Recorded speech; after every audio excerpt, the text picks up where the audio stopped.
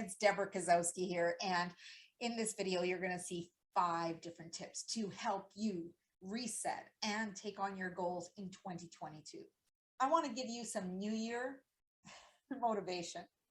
I want you to improve your 2022.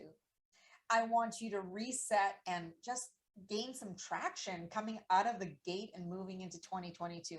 Because often what happens is when people hit January 15th, midway through the first month of the year, they lose their traction because they set all these resolutions of I'll try to, and I really want to set you up for success. To number 1 is sharing your experiences. When you share your experiences and there's some vulnerability there, you are able to articulate how your emotions, how you felt at different times, how you have grown, and others can learn from you as well as you learning from others. But often, we think of how we went to school or went to university where it's this one-way direction that it feels like you're being lectured to, versus having a conversation and sharing your experiences. And you'll find that people will say to themselves that, you know what, I've been there. Or another comment would be, we're more alike than different. And one of the things that I want to stress upon you when people share their experiences and you're dreaming of looking at maybe some of your role models in your life, or you're dreaming of a certain goal or dream and you keep aspiring and looking at certain individuals of, I'd love to be able to do that. The fact that they're sharing their experiences, it means that you can too. They are living examples of what's possible for you. And if you feel called to do it, by all means. But if you don't have the calling or you don't have the interest, don't think that you have to do something just because someone else is doing it. Number 2 is read. Read, read, read. But don't read books just to read books and consume them and see how fast you can read them. What I really want you to do is thinking about, how are you going to integrate these lessons that you learn into your life?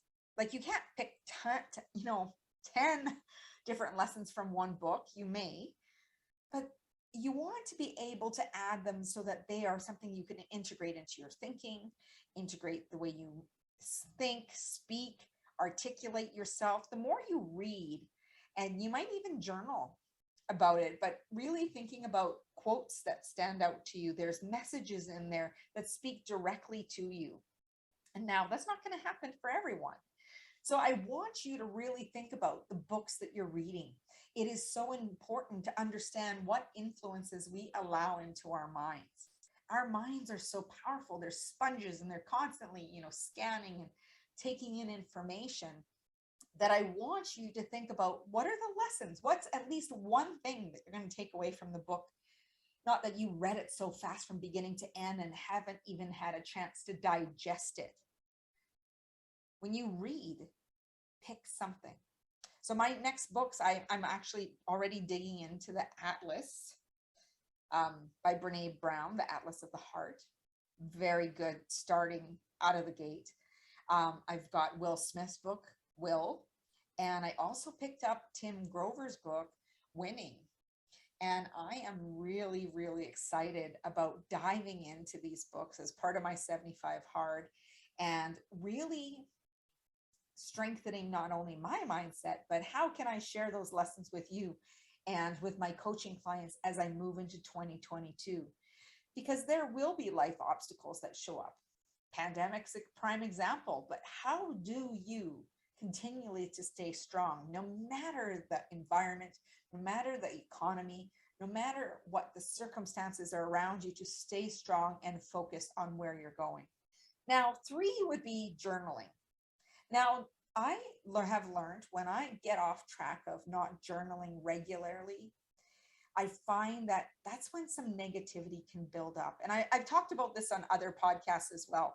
Now, if you start journaling, you're going to notice that there's times when you just do a dump of negativity.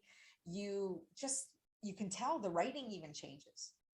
And then there's times of elation, innovation, creativity, ideas.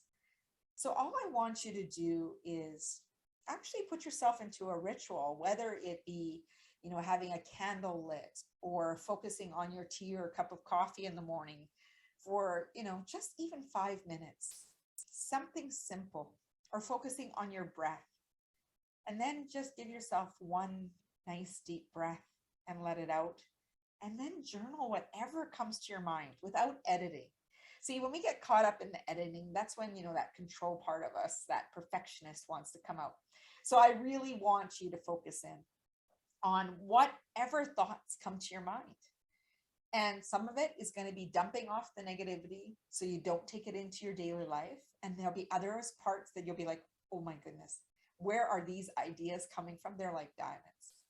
So you're going to want to take that with you and see how you can develop some of those things. So journaling offers us a chance to reflect, give our brain a pause from always being constantly stimulating, to question our thoughts, especially when we have trying times or we're needing to make a decision and we're not sure how to go about it. When you journal, you allow yourself to question those thoughts.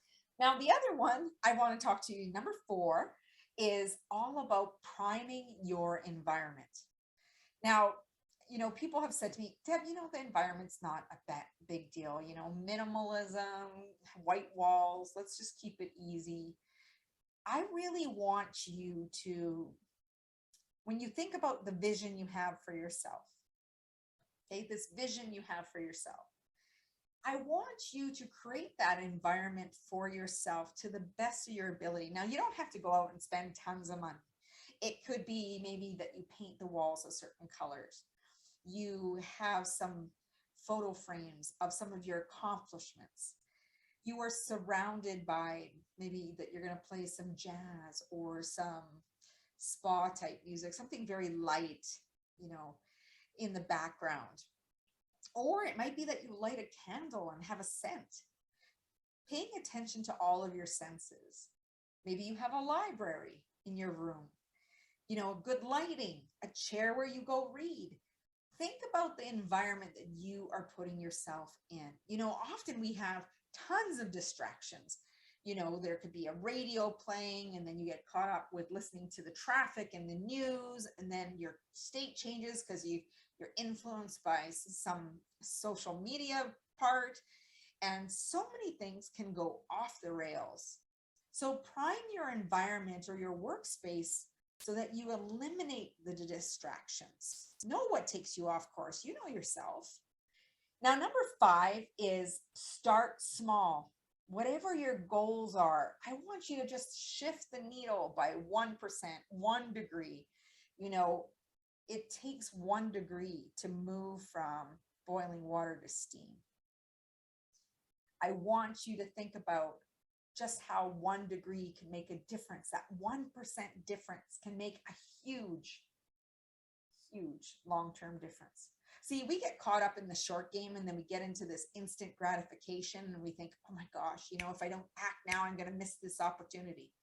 What I want you to really do is thinking about working in small increments so that you are sustainable. You are building momentum. And, when you move in these increments, what you're doing is really building belief, building that trust in yourself. And you can see the vision. You're walking toward the vision and you are moving forward. So I really want to impress upon you these 5 things. You're going to build your strong for 2022. And wherever you are, I want you to be able to reset and motivate yourself into diving into this 2022, because it's going to be amazing. It's going to be amazing because you've made a choice to. And it's going to be amazing because you built your strong.